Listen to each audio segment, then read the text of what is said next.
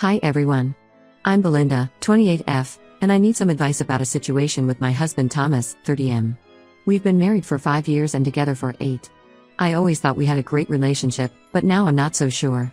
Thomas and I met during our sophomore year of college. We were both studying business at State University. I remember the first time I saw him, it was in our Marketing 101 class. He sat a few rows in front of me and I thought he was cute right away. We didn't actually talk until a few weeks later when we were paired up for a group project. We hit it off immediately. Thomas was funny, smart, and easy to talk to.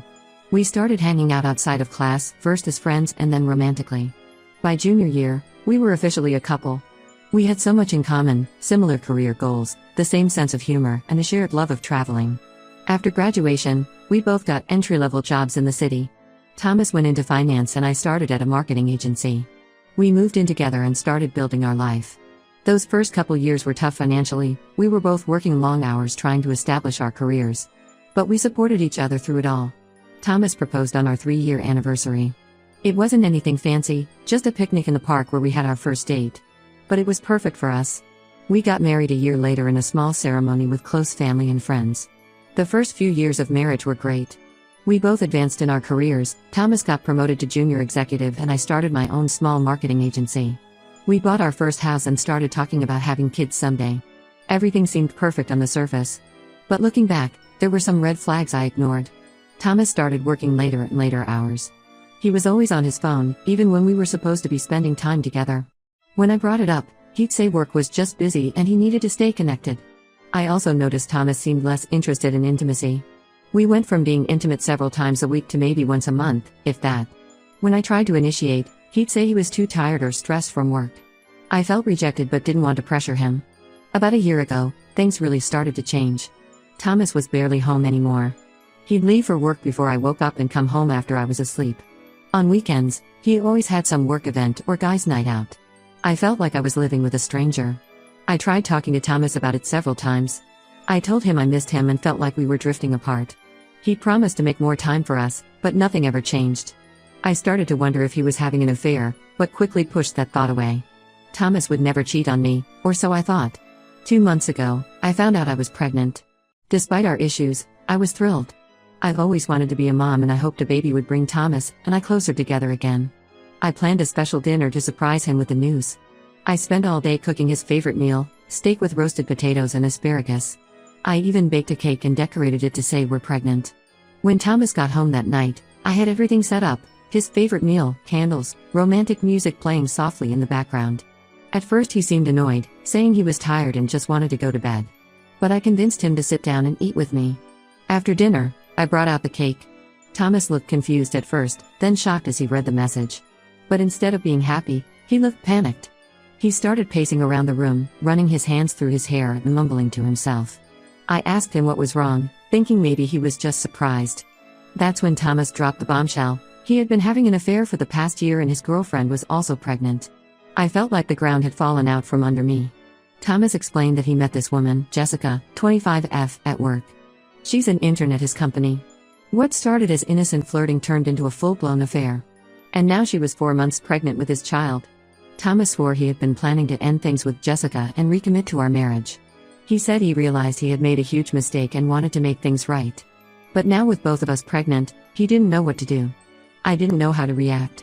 I felt betrayed, angry, and devastated all at once. How could Thomas do this to me? To us? We had built a life together and threw it all away for some fling with an intern.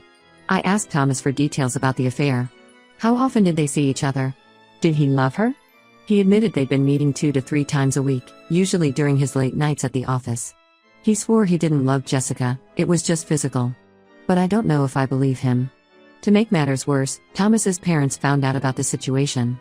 Instead of being upset with Thomas, they're pressuring me to forgive him and make it work for the sake of the children. They've always favored Thomas and think he can do no wrong. Thomas's mom called me and actually had the nerve to say I should be flattered that Thomas chose to stay with me instead of leaving for Jessica. As if I should be grateful my husband cheated but decided to stick around. I was furious. My own parents are livid with Thomas.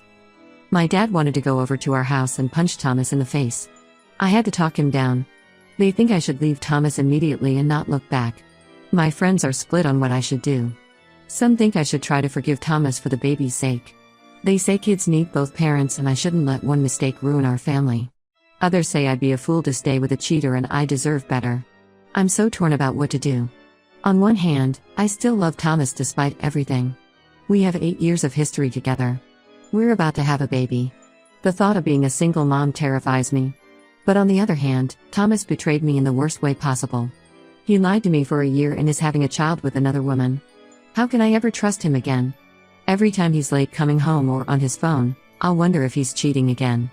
I've been staying with my sister for the past week to clear my head. Thomas keeps calling and texting, begging for another chance.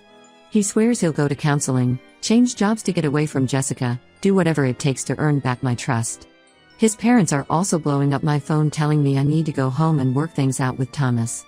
They say divorce is not an option and I have an obligation to keep our family together. I've stopped answering their calls. Part of me wants to believe Thomas can change. That this was a one-time mistake he truly regrets. But another part of me feels like I'd be a fool to trust him again. Even if he never cheats again, can I really get past this betrayal? Do I want my child growing up with a father I resent? I just don't know what to do. Should I try to forgive Thomas and make our marriage work? Or is this betrayal too big to come back from? The thought of raising my child in a broken home breaks my heart. But the thought of staying with a man I can't trust is also devastating. I'm lost and could really use some outside perspectives on this situation. What would you do in my shoes? Is there any coming back from this kind of betrayal? Or should I cut my losses and start over on my own? Any advice is appreciated. Update 1. Thank you all for your advice and support on my original post. A lot has happened in the past few weeks and I wanted to give you an update. After a lot of thinking, I decided to give Thomas one last chance to explain himself. I agreed to meet him at a neutral location, a coffee shop near our house. I was nervous but determined to get answers. When we met, Thomas seemed genuinely remorseful. He apologized profusely and swore he would do anything to make things right. He said he had already ended things with Jessica and wanted to focus on our marriage and our baby. I was skeptical but willing to hear him out. Then Thomas dropped another bombshell. Jessica wasn't really pregnant. She had lied about the pregnancy to try to trap Thomas into leaving me. When Thomas told her I was pregnant, Jessica admitted her lie and Thomas ended things immediately. I was shocked. Part of me was relieved that Thomas wouldn't have a child with another woman. But another part of me was even more hurt that he had been willing to leave me for a lie. I told Thomas I needed more time to think. I went home feeling conflicted. That's when things took another unexpected turn. The next day, I got a call from an unknown number. It was Jessica. She was upset and begging to talk to me. Against my better judgment, I agreed to meet her. Jessica showed up at the coffee shop looking disheveled. She apologized for the affair and for lying about the pregnancy. But then she told me something that changed everything. She had proof that Thomas had affairs with multiple other women, not just her. Jessica showed me texts, emails, and photos proving Thomas had cheated with at least 3 other women over the past 2 years. There were messages arranging meetups, photos of Thomas with different women, even hotel receipts. I felt sick as I looked through it all. Thomas had been living a double life, and I had no idea. One of the other women Thomas had affairs with was my former best friend, Katie. We had a falling out about a year ago and stopped speaking. Now I know why. She had been sleeping with my husband behind my back. The betrayal cut deep. I confronted Thomas with this new information. At first he tried to deny it, but when I showed him the proof he broke down and admitted everything. He begged me not to leave him, saying he would get therapy and change. I was done. I packed my bags and moved in with my sister permanently. I told Thomas I wanted a divorce and to only contact me through my lawyer from now on. Thomas's parents are furious. They've been calling nonstop telling me I'm overreacting and need to forgive Thomas. They even threatened to fight for custody of the baby when it's born if I go through with the divorce. My own parents are being incredibly supportive and have offered to help me in any way they can. I'm heartbroken but also relieved to finally know the truth. I've started the divorce process and am focusing on taking care of myself and my baby. Thomas keeps trying to contact me but I'm staying strong and sticking to no contact except through lawyers. The past few weeks have been a roller coaster. Some days I feel strong and know I'm making the right choice. Other days I break down crying, mourning the life and family I thought I had. I've told my close friends and family about the situation. Most have been supportive, but a few have questioned if I'm making the right choice. They say Thomas made mistakes but still loves me and deserves another chance. I've had to distance myself from those people. I've also had to deal with rumors and gossip. Word has gotten around about Thomas's affairs and our impending divorce. I've gotten pitying looks at the grocery store and overheard whispers when I'm out. It's been hard, but I'm trying to hold my head high. Work has been a good distraction. I've thrown myself into projects for my marketing agency. My employees have been understanding about my situation and have really stepped up to help. Physically, the pregnancy is going well so far. I'm about 3 months along now. It's bittersweet. I'm excited to be a mom, but sad this isn't the happy family I imagined. I'm trying to stay positive and focus on my baby's health. I've started seeing a therapist to help process everything. She's been great at helping me work through my emotions and start to rebuild my self-esteem. Thomas's betrayal really did a number on my confidence. Looking ahead, I'm nervous but hopeful. The divorce process will likely be messy, especially with Thomas's parents threatening to fight for custody. But I have a good lawyer and am prepared for a battle if needed. I'm taking things one day at a time. Some days are harder than others, but overall I know I'm making the right choice for myself and my baby. Thank you all again for your support. I'll update again when there are new developments. Update 2. Hi everyone. I'm back with another update on my situation. Things have taken yet another unexpected turn. The divorce proceedings have been moving forward. Thomas finally stopped trying to contact me directly and has been going through my lawyer as requested. His parents also backed off after my lawyer sent them a strongly worded letter about harassment. I thought things were finally calming down, but I was wrong. Last week, I got a call from Thomas's mother. She was hysterical and begging me to talk to Thomas. I told her I wasn't interested in reconciling, but she insisted it wasn't about that. She said Thomas was in the hospital and things weren't looking good. Against my better judgment, I agreed to go to the hospital. When I got there, I found out Thomas had been in a serious car accident. He was in a coma and the doctors weren't sure if he would make it. I was in shock. Despite everything Thomas had done, I never wanted him to get hurt. I stayed at the hospital that night, unsure of what else to do. The next morning, Thomas's doctor pulled me aside. He said they had run some tests and discovered something concerning. Thomas had a large brain tumor. The doctor believed the tumor had been affecting Thomas's behavior and decision-making for the past couple years. I didn't know how to process this information. On one hand, it explained Thomas's erratic behavior and poor decisions. On the other hand, it didn't erase the pain he had caused me. Thomas's parents are now pressuring me to call off the divorce. They say Thomas wasn't in his right mind and deserves another chance. My family thinks I should proceed with the divorce regardless of Thomas's condition. I'm torn once again. I still care about Thomas and want him to recover. But I'm not sure I can go back to our marriage even if the tumor explains his behavior. The trust has been broken. For now, I've put the divorce on hold while Thomas recovers. I'm visiting him in the hospital and helping his family where I can. But I've made it clear I'm not committing to reconciliation. Thomas woke up from his coma after a week. He was confused and disoriented at first. When he saw me there, he started crying and apologizing for everything. He said he remembered his affairs, but it felt like watching someone else's actions. The doctors say that's consistent with how the tumor may have affected him. Thomas had surgery to remove the tumor last week. The doctors are optimistic about his prognosis. They say with the tumor gone, Thomas's personality and behavior should return to normal. But they've warned there could be lasting effects on his memory and cognitive function. I'm trying to be supportive of Thomas's recovery while still maintaining boundaries. It's a difficult balance. Part of me wants to believe this tumor explains everything and the man I married is still in there somewhere. But another part of me can't forget the betrayal and pain of the past few years. Thomas's parents are pushing hard for reconciliation. They say this is a miracle second chance for our marriage. They want me to move back home and help care for Thomas as he recovers. I've refused. I'm still staying with my sister for now. My own parents and friends are more cautious.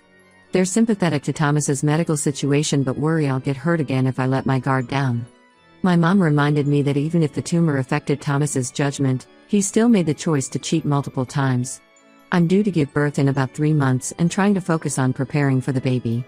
I've been going to birthing classes and setting up the nursery at my sister's place. Thomas has asked to be involved in the pregnancy, but I'm not sure how I feel about that yet. Work has been a good distraction through all of this. My marketing agency landed a big new client last month. I'm grateful to have that to focus on instead of just dwelling on my personal drama all day. I've continued seeing my therapist to help process everything. She's been great at helping me sort through my conflicted feelings about Thomas's diagnosis. She's encouraged me to take things slow and not feel pressured into any big decisions right away. For now, I'm just taking things day by day. I visit Thomas in the hospital a few times a week. We talk, but I've made it clear I'm not making any promises about our future. I'm trying to approach this situation with compassion while still protecting myself emotionally. I still plan to go through with the divorce once Thomas has recovered more. But I'm open to revisiting our co-parenting plan. If Thomas can show he's truly changed, I'd consider more shared custody. But that's a big if. This whole situation is so complicated, and I'm struggling to know what the right thing to do is.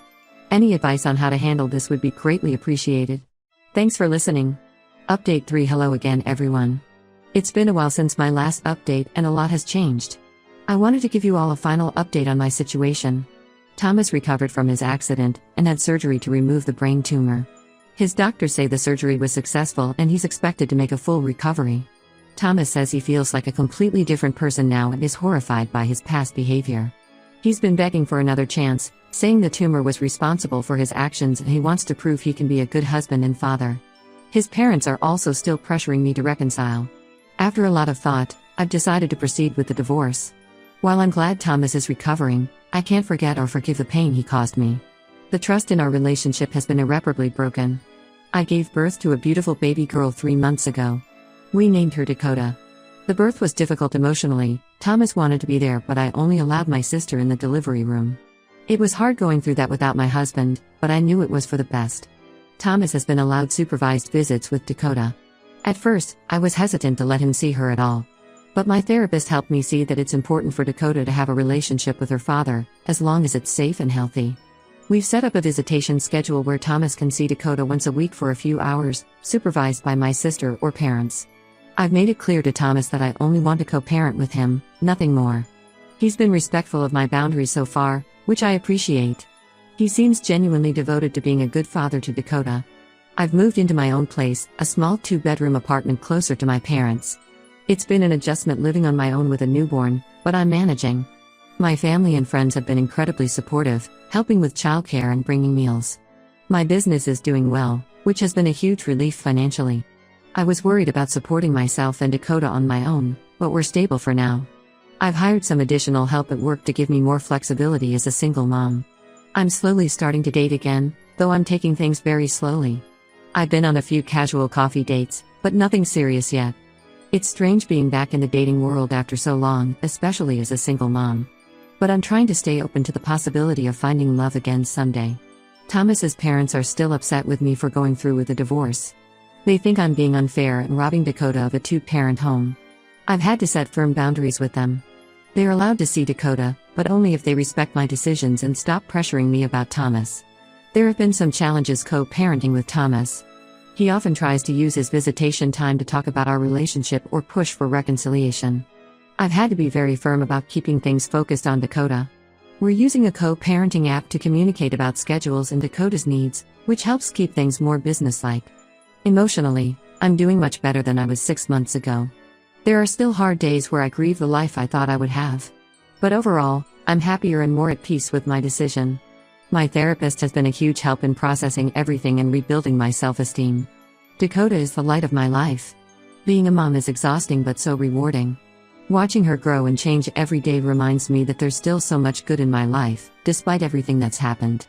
Looking to the future, I'm cautiously optimistic. I know there will be challenges ahead as a single mom.